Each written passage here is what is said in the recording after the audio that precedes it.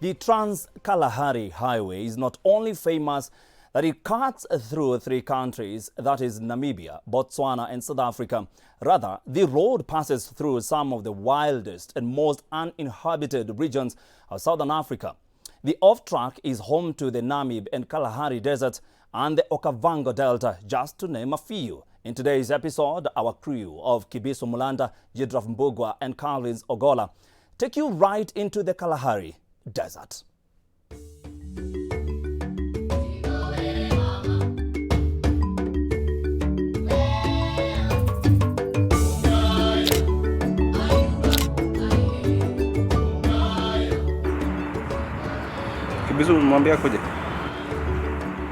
As my colleagues were enjoying the beautiful view of the city from atop Room 52 hotel, yours truly was...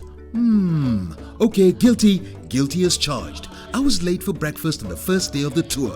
Oh Lord, who does that? Can I blame this on the time difference with Kenya? I was also distracted by this at the restaurant door. Forgiven, right? Great! By the way, Gaborone is within Central Africa time zone. Simply put, 1 hour behind Nairobi, East Africa time. So this is day one and the start of a whirlwind tour of the beautiful country that is Botswana. Our first stop, Gang.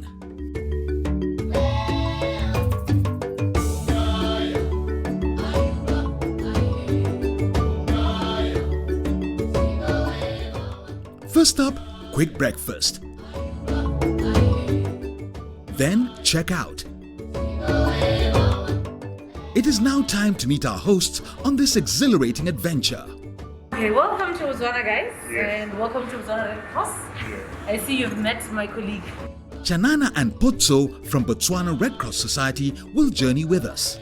This is a humanitarian mission that will see us traverse the interior of Botswana. So, to-do list counter check done. Then, off we go. Here's the deal. Let us explore the country first, then we will come back and turn Gaborone upside down. Right? Cool. This is a village called Botswana. This is a posh village. Okay, before we go too far, let me explain the administrative structure of Botswana to avoid confusion. Botswana is divided into 10 administrative districts, each represented by a district commissioner. The districts are further divided into sub-districts, then into villages.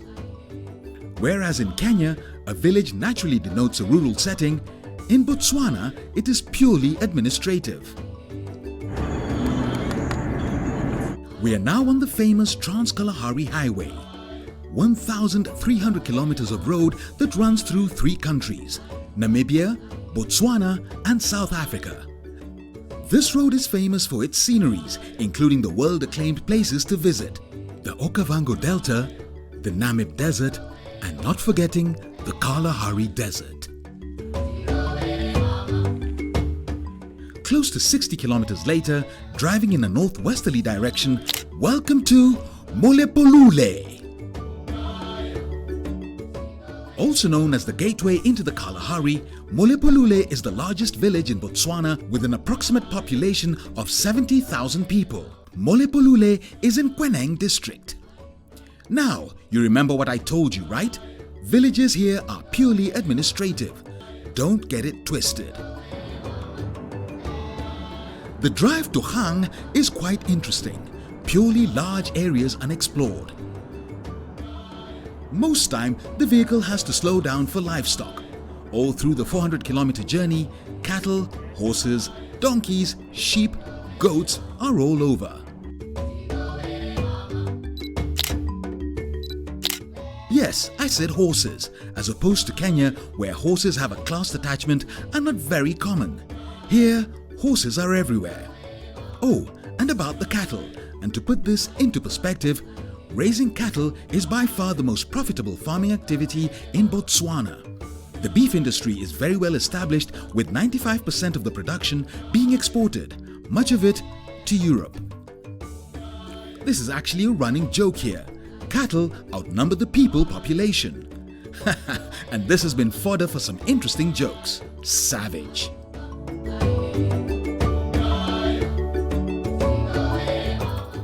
Well, finally, we arrive at Hang, to a grand reception, I must add. Let us explore Hang a bit more. Gang is in Kalahari. Kalahari is a district and one of the well-developed. This is actually a great development. You see it at night because all these are solar powered. Yes. The whole village, well, you guys don't call it a village. Okay, let's say a whole township for now. The whole town is literally under has power at night because Okay. of the street lights, which are solar powered. It's not the case with most places Okay. around the country. They actually even call it a solar city because of the solar panels. This is actually well-to-do, with many amenities unlike what you'd find in other villages.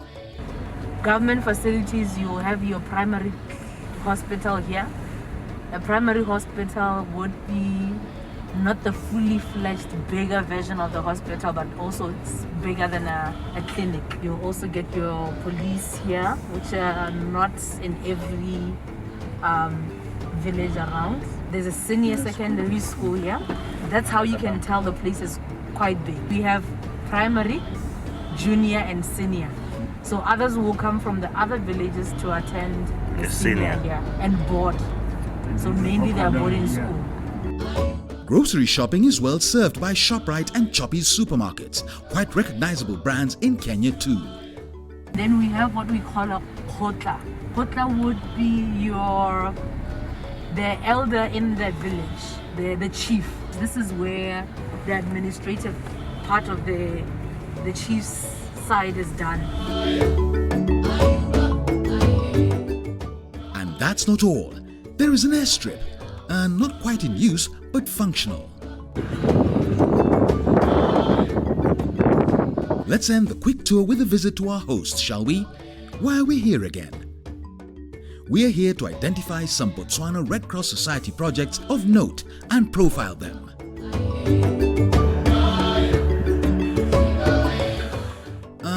That should be enough for today, right? Let us retreat to our little haven for the night. I can confirm we have not carried any animals with us.